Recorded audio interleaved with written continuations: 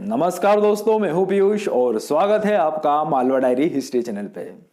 दोस्तों, मेरी बगल में आप एक जो स्मारक देख रहे होंगे, दिखने में आपको भले ही ये स्मारक कोई खास ना लगे, परंतु दोस्तों जब आप इस स्मारक के पीछे का इतिहास जानोगे ना तो आपके रोंगटे खड़े हो जाएंगे।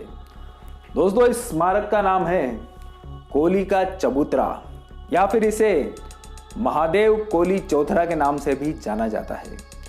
दोस्तों, ये स्मारक गवाह है मावड़ सह्याद्री के उन महान शूरवीरों का तथा उनके नायक खेमीसर नायक की वीरता का, और साथ ही साथ दोस्तों ये स्मारक गवाह है मुगलों की क्रूरता तथा उनके अत्याचारों का। दोस्तों, आप वीडियो को अंत तक जरूर देखिएगा और साथ ही से ज्यादा लोगों के साथ शेयर भी कीजिएगा, खासकर उन लोगों के साथ जो कि ये कहते फिरते हैं कि मुगल कितने सेकुलर थे, कितने उदार थे। दोस्तों, ये समय था जब मुगलों की शक्ति तथा उनके अत्याचार अपने चरम पर थे। दोस्तों, इस समय तख्त पर बैठा था मुगल बादशाह शाहजहां तथा दक्कन का सूबेदार बनाकर उसने भेजा था अपने सबसे क्रूर और निर्दयी बेटे औरंगजेब को। दोस्तों, इस समय शाहजहां बूढ़ा हो चुका था तथा उसके बेटों के बीच सत्ता के संघर्ष की सुगबुगाहट की खबरें चारों तरफ भारत में फैल रही थी। ऐसे में दोस्तों औरंगजेब भी चाहता था कि वह ज्यादा से ज्यादा शक्तिशाली बने, जिसके लिए उसे जरूरत थी अधिक से अधिक धन तथा संसाधनों की। दोस्तों, इसके लिए जब वह दक्कन का सूबेदार बनकर आया तब उसने दक्कन के इस क्षेत्र पे नए नए टैक्स लगा दिए और दोस्तों उसकी सत्ता की हवस लगातार बढ़ती जा रही थी। अब वह नए नए क्षेत्रों पे अपना अधिकार जमाना चाह रहा था। दोस्तों, मुगलों ने दक्कन से निजामशाही को तो उखाड़ के फेंका था, परंतु अब वह निजामशाही से भी बदतर निजाम यहाँ पे लाना चाहते थे। और दोस्तों इसी ने इस संघर्ष को शुरुआत दी। अब दोस्तों हुआ क्या था, औरंगजेब ने नए नए कर तथा टैक्स खासकर यहाँ के जमींदारों पर लगा दिए और वह उनकी संपत्तियों को भी हड़पने लग गया था। दोस्तों, पहले इस मावड़ का जो सह्याद्री का जो इलाका था, यहाँ पर 52 अलग अलग नायक होते थे तथा उनका एक लीडर होता था जिसे सरनायक कहा जाता था। उस समय यहाँ का जो सरनायक था उनका नाम था खेमीराव। तो दोस्तों, खेमी सरनायक के पास जब ये खबर पहुंचती है और जब सब सारे जमींदार तथा आसपास के गांव के लोग उनके पास विनती करने आते हैं कि पहले ही हमारे क्षेत्र में काफी सूखा पड़ा हुआ है, यहाँ पे कृषि की उपज अच्छी नहीं हो रही है, ऐसे में जमीन पे लगाया नया यह टैक्स हम सबकी कमर तोड़ देगा। तो खेमी सरनायक इस समस्या को लेकर जवाहर के मुकने वंश के राजाओं के पास जाते हैं जो भी कोली समाज के थे, तथा इस समस्या को लेकर वह शिवाजी महाराज के पास भी जाते हैं। और दोस्तों, खेमी सरनायक फिर काफी सोच विचार के बाद यह फैसला करते हैं कि अब यदि मुगलों को नहीं रोका गया तो यह हमारे सर पे चढ़ जाएंगे और हमारे लोगों को ऐसी बुरी परिस्थितियों में धकेल देंगे जहां पे उनके सामने भूख से मरने के सिवा और कोई चारा नहीं होगा। तो दोस्तों, इसी से शुरू होती है संघर्ष की कहानी। दोस्तों, खेमी सरनायक अपने पूरे 52 गांवों के नायकों को अपने योद्धाओं के साथ आने का आमंत्रण देते हैं और वह मुगलों के खिलाफ युद्ध का बिगुल फूंक देते हैं। अब दोस्तों, मुगलों ने भी इस विद्रोह को दबाने के लिए अपनी सेना पूरे बल के साथ भेजी, जिसका नेतृत्व कर रहा था उनका सेनापति रणदुल्ला खान, जिसे नूरुल्लाह खान भी कहते थे।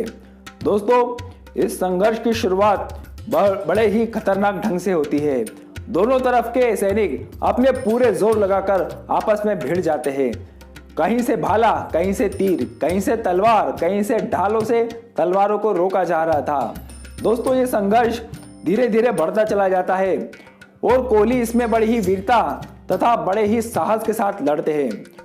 पर दोस्तों, मुगलों के पास संसाधन ज्यादा थे, उनके पास सेना भी ज्यादा प्रशिक्षित तथा ज्यादा संख्या में थी और परिणाम स्वरूप यह होता है कि मुगल इस युद्ध को जीत जाते हैं और इस युद्ध में कोलियों का नेतृत्व कर रहे खेमी सरनायक भी वीर गति को प्राप्त हो जाते हैं। और दोस्तों, जब मुगल इस युद्ध को जीत जाते हैं तो वो यहीं पे रुकते नहीं हैं। अब दोस्तों, यहीं पर आप फर्क देखिएगा भारत के अन्य राजाओं तथा इन क्रूर औरंगजेब, शाहजहां जैसे मुगल बादशाहों के बीच में। दोस्तों, अगर कोई और भारतीय राजा होता तो युद्ध जीतने के बाद वह उस इलाके पे कब्जा कर लेता तथा वहां से शासन चलाता और चला जाता। परंतु ये जो मुगल थे, इन्होंने कोलियों को यहीं पे नहीं छोड़ा।